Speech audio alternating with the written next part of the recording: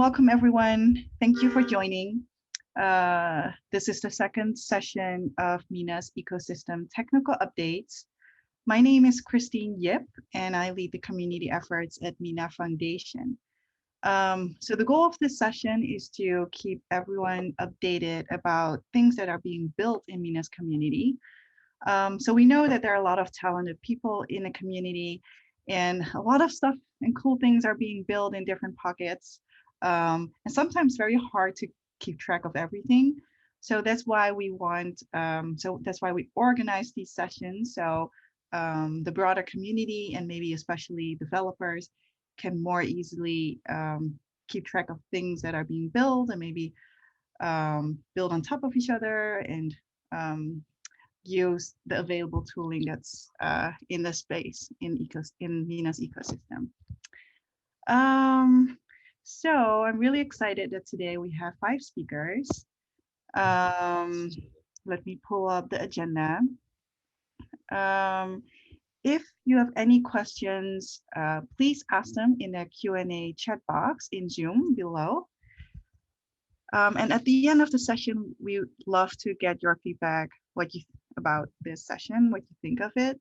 At the end, there will be a pop-up window with a survey, and we would really appreciate it if you could take a few minutes to fill it out. All right, then let's start since we have a lot of items on the agenda. I'm going to share my screen. All right, so first, we have updates about the core protocol and snaps from O1 Labs. Yeah, hi, that is me. Hi, everyone. I'm Anisha from the engineering organization here at O1 Labs. And we've been working on a few things over the last couple weeks. Primarily, we have been focused on the 1.2.0 release. So if you kind of remember from the first session, the beta was just released then. We've had good engagement on that and have used that to identify some issues. So thanks for folks for pointing those out. We're working to resolve the new stability issue. The goal of the 1.2 release is really to have it be more stable, resolve some of the crashes that the node operators are seeing, and also the being stuck at a particular block height. So we're continuing to investigate and try to develop a fix for that new issue. And then once that's resolved, the plan is to release the new 1.2.0 release fully. So that's that. In addition to that, also have been heads down working on snaps. So in particular, the product team has been working to finalize the use cases. We do have a hello world use case defined, but on top of that, we're also working to develop a few high value use cases. From there, we're defining the requirements that needs to happen both in the transaction model and in the core protocol itself. And then the plan is to finalize all of this by the end of next week. After that, the transaction spec and the feature specs will be finalized, and then we will be working on developing those as well. In addition to that, there is a workshop plan for sometime this year where we will be using it to show the MVP of what our snaps use cases and also use it to gather feedback. So something to look out for there. And then finally, another huge thing we're working on is networking improvements. So this goes back to our plan to this goes back to our working on improving the stability of our nodes. So basically, there are 2 RFCs that are out and close to being closed. They are a networking refactor, and they are taking the work that Chainsafe have done and integrating BitSwap into our protocol. The goal of both of these is to reduce the networking pressure that can lead to instability. And we're going to start with kind of one of the smaller pieces, which is changing the IPC protocol serialization so that to reduce the CPU usage. So again, working on lots of stabilization improvements. And yeah, that's it from O1 Labs. Thanks, Anisha. I thank your team for all the hard work. Um, and then we go to the next one. Next up is Chainsafe. Cool. Okay. Hi, everyone. So, yeah, I'm Elizabeth from Chainsafe. So, yeah, just an update on our Rust implementation of the Mina protocol. So, we're continuing work on our first milestone, which is the binprot serialization library in Rust. So, we've ported over the test cases from the Jane Street implementation, which is the, I guess, reference implementation. Um, and we're now just working on a layout parser. So there are, I guess, files called layouts that have the OCaml types in them. So we're working on getting a parser or making a parser to generate types from Rust from these OCaml layout files. And this will help a lot when we're testing the serialization and deserialization of certain types, like for example, the block, because it's pretty complicated and it's nice to just have it be auto-generated for us so we know the type is correct. So yeah, so we're working on that, and then once that's done, we plan to ensure that we can deserialize and serialize the most complex types like the block, at which point we can probably be satisfied that our implementation works. And then yeah, and then in the meantime, we've also started on our second milestone, which is the chain selection algorithm. So we've implemented the some of the types that are needed, and then some of the common like base functions that are used by like the rest of the more complicated functions in the algorithm. So yeah, so next we're working on implementing checkpointing and density functions for the chain. So yeah, we're basically following the consensus spec that the Mina team has provided us. So yeah, so that will be what we're continuing to work on as well. That is all. Thanks. Thank you, Elizabeth. A lot of good work being done. Thank you for sharing the update. Next up, Chlorio Wallet. All right. Yes, we'll talk a little bit, 5 minutes, about Gloria Wallet, the new release that is coming out soon, the release V0.14. If you can go to the next slide. Uh, Christine, could you go to the next slide? Thank you. So very briefly, what is Chlorio and what are the new features? So next slide. Yeah, Chlorio, for the ones that still don't know what is Chlorio, Chlorio is a Mina protocol wallet built with simplicity in mind. So we try to make it very easy to access the Mina blockchain. Next slide. Before going forward, I just want to share a good news. A fresh good news is that Chlorio has been audited by List Authority. If you want to read the report, you can read it there on bit.ly/Chlorio audit. Next slide. Yes, so let's talk about Chlorio V1.4. So what's going to be new features that are being developed and will be probably released around next week or next 2 weeks. So finally, we are, I just noticed there are some wrong text. Don't read the text, sorry. Yeah, so finally we are implementing mnemonics. So you can finally access your wallet with either a private key, a raw private key, or a mnemonic. We are making some UI improvements. So we are integrating some new animations and making it a little bit more nicer for the user to use Chlorio. And we've been fixing some annoying bugs that were laying around and making some improvements. So for example, we improved the nonce fetching and then the wallet ID fetching, all the major issues that were arising during the last months of usage. Next slide, please. So what's going to happen after this release? Next slide, yes. We have some major topics that we are tackling, which the most important is the key storage, meaning that we are going to finally store the private keys on the devices in an encrypted way. We're going to improve the staking up, including more information about the validators.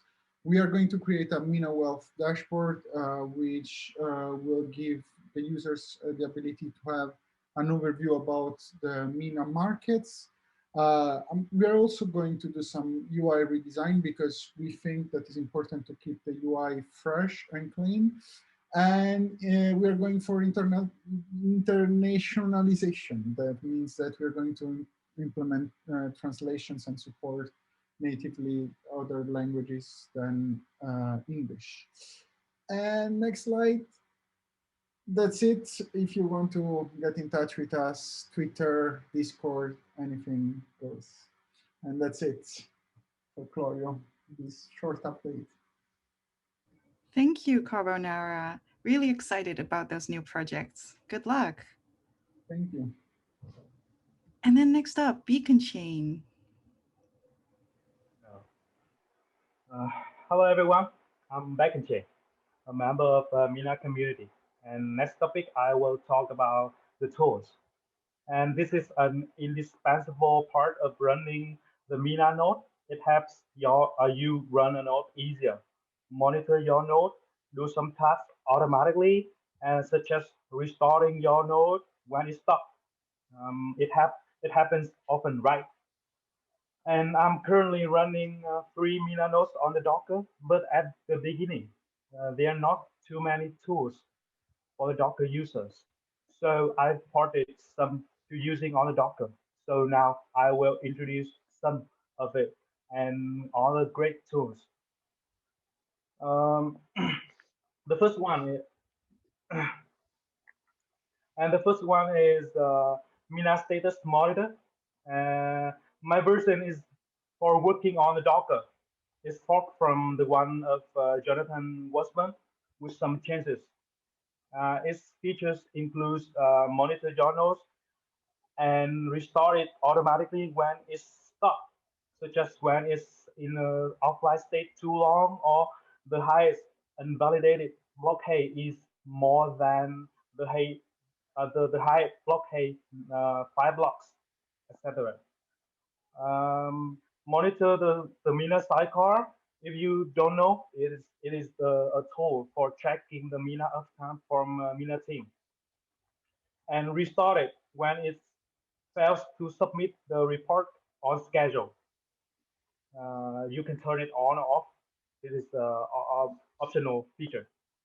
And monitor the snark worker when you are running the snark worker in the same machine with the block producer. Disable it before preparing to produce a block and enable it after that. And this is an optional feature. You can turn it on or off. Next slide, please. Yeah. The next one is Mina Graph. This is an alternative public GraphQL API node for Mina, exposed from the original GraphQL API of the Mina mainnet schema. And it also has a playground for you to try to write some GraphQL queries sent to the Mina node, discover the interesting things inside the Mina network, or try to develop something connect to the node. And it's currently used to send the payouts by delegate as service providers using the Jonathan payout script. Next slide, please. The next one is Mina, the Mina node monitor. This is a dashboard and a monitor tool for the Mina node operator. It's made by Author. This is his stock username, and the original version is running on the Linux Windows, but I ported for using on the Docker. It's it's the beautiful dashboard which attractive UX UI web client, and you can keep track of all the information of the node you are running without checking on the terminal SSH manually, such as CPU, RAM, block producing time, node state, balance, mina price, etc. And it also has many mechanisms to monitor your node from stuck problems, and alert system sending some messages to your Telegram Discord account about the critical state or mina price. On the Docker version, I the restoring node feature is not working because I want to keep it simple as a dashboard and use mina status monitor to control it instead. And if you're running multiple nodes, it also has another client version for displaying the statistics of the maximum 3 nodes in the same screen, and it will be very useful. Its name is Mina Monitor Cluster. The finally, next slide, please. The finally, the the Mina mark is not a tool to help you operating your nodes, but it's just funny stuff for you, the Mina community, to create a cool Mina Max avatar. Upload your face photo, pick a Mina logo, and boom, you have a beautiful Mina Max image to your profile photo. And don't forget to share it to your friends. And this means that you are focusing on the Mina protocol and building something great. The next one, please. And yeah, there are a lot of interesting stuff for you to discover, and it will help you a lot. If you are looking for it, go to awesome.mina.tools to get it. Thank you for your listening. Thank you for your update, BeaconChain. Thanks a lot for building all these fun things. And it's really cool to see what the Mina community can do by combining forces. I really love how you build on top of what J.R. Washburn has built and Olton, and now you're sharing the list from Carbonara. Thank you, BeaconChain. Next up, Staking Power Wallet. Hello, everyone. I'm Kata. I want to introduce to you my production staking power wallet. The wallet, please next page. Yes, thank you. The wallet is a mobile wallet, and also it is a HD wallet. Hierarchic deterministic wallet.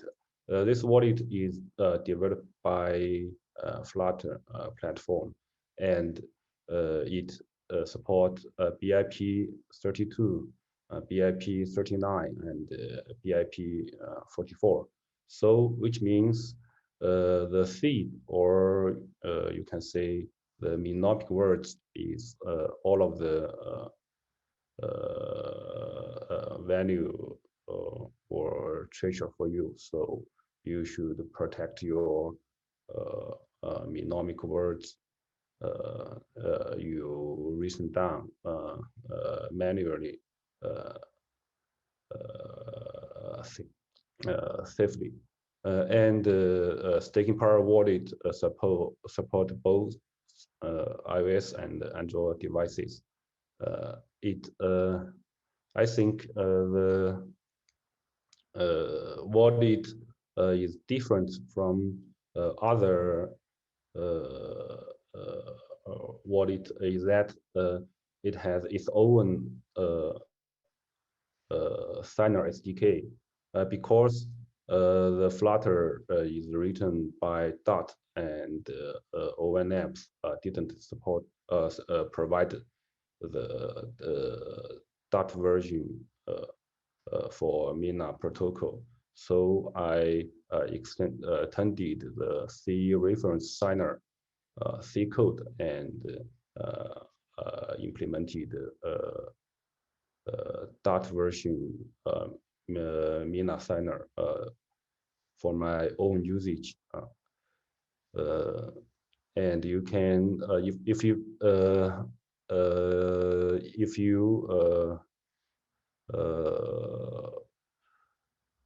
if you want to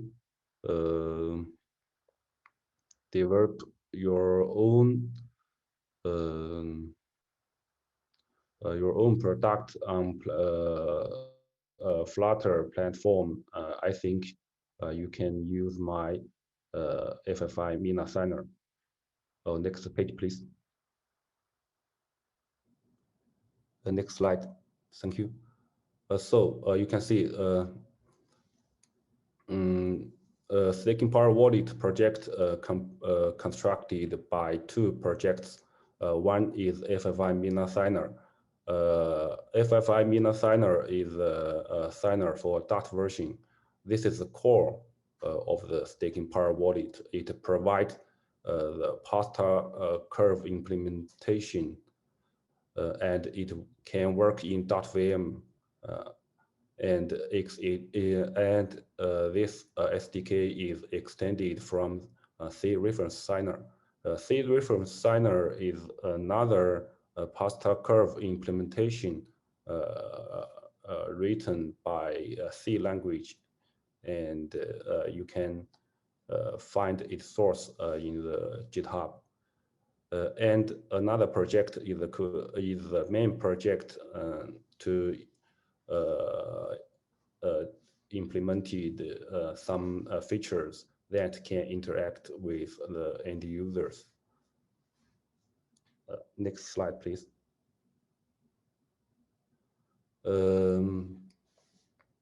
The Staking Power Wallet has been online for several months, and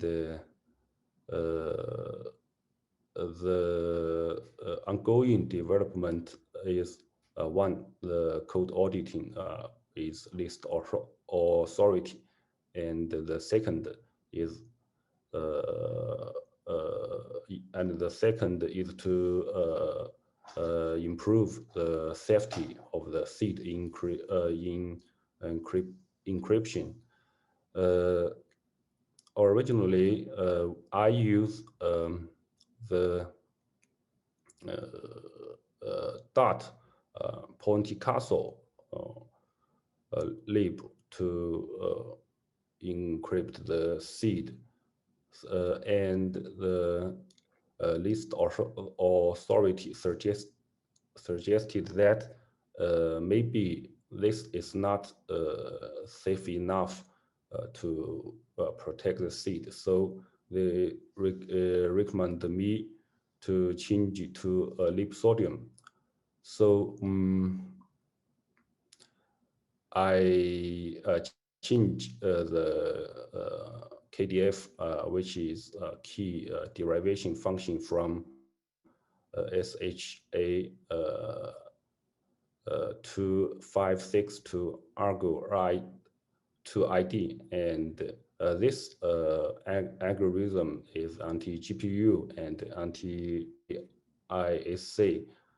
So even if someone use some iOS devices that is jailbreaked, and some Android devices that is rooted, which means the hacker may use another app to read his local stored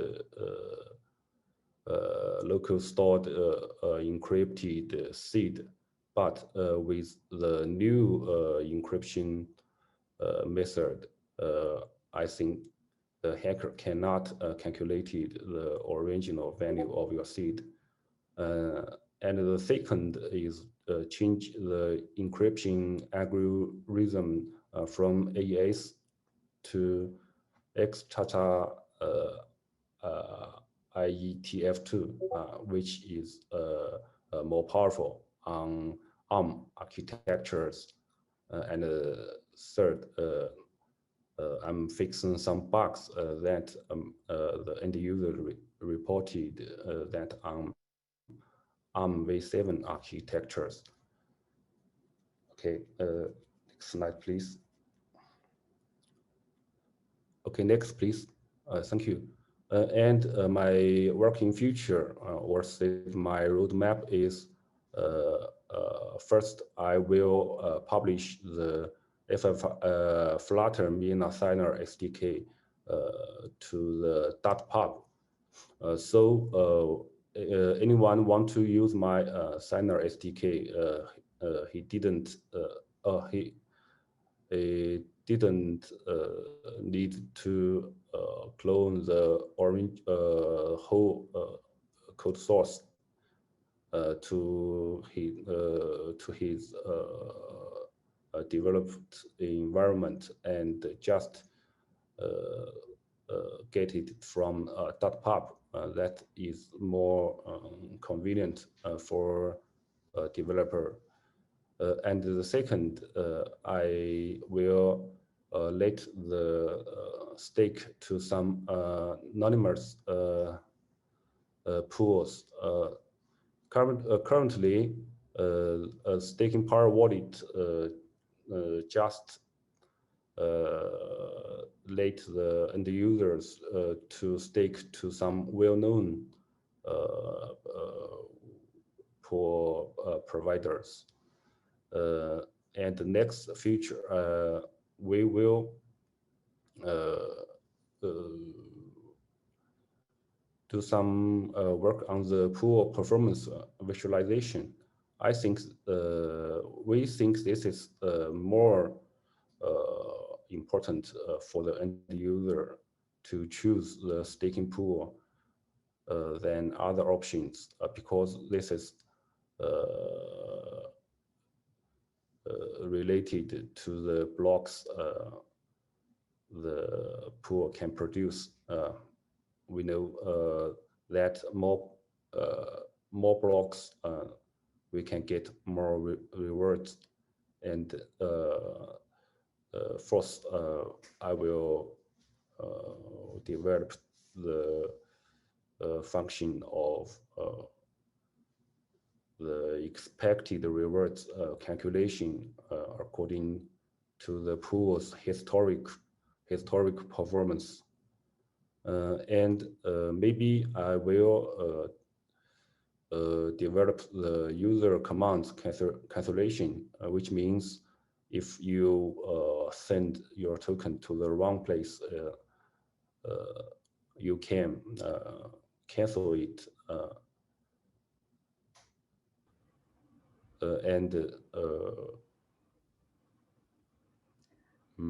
right. I'm sorry, Cheta. I think we're almost at time. I'd love to be able to take maybe a few questions before we end the call. Is it okay if we go to the questions? Okay. And thank you very much.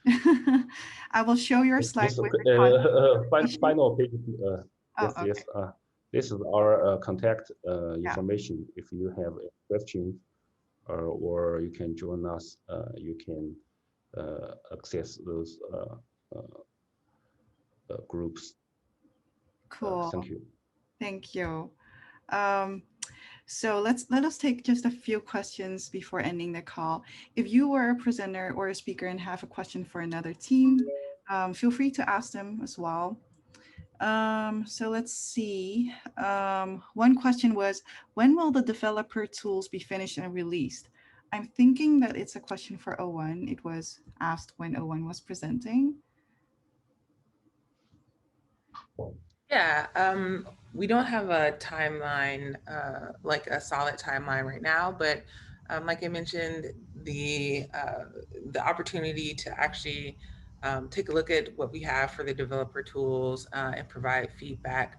The first opportunity will be in the workshop, and the plan for that is to have that this year. Cool. Thanks, Anisha. A question for probably Chainsafe. When can we expect Rust implementation to be completed? Yeah, it's a good question. I think our timeline is still quite a few months. I'd have to look exactly at the timeline, but I'm gonna say, I don't know, next year. Probably not before next year. So yeah, but I'll keep you posted. Thanks for the update, Elizabeth. Yeah, Rome is not built in one day, we know. One more, apart from the use cases mentioned on the website, do we have any other new use cases currently? I think Anisha shared something about Snap's workshops. Perhaps, are there any, yeah, are there any outcome from those workshops, Anisha, or is that something for next time to share? Yeah, I think that's something that if we want to share the outcome from the workshops that product is doing, then that's something that we can definitely do for next time. We will have to bring in I would love to bring in the person who actually ran the workshops to talk more about that. But yeah. Cool. Okay, well, I'm really sorry, everyone. We're over time. Maybe next time we'll have less presenters and then we will have more time for questions. We have a survey at the end at the end of this session, so you can put in your suggestions there. We're assessing this session, so let us know what you think about it. If you think we should continue doing these sessions. If you're watching this on YouTube, please like the video if you think it was helpful. And then we know we should continue these sessions or, yeah, leave a comment. All right. Thanks, everyone, for your time. And hopefully till next time. Bye, everyone.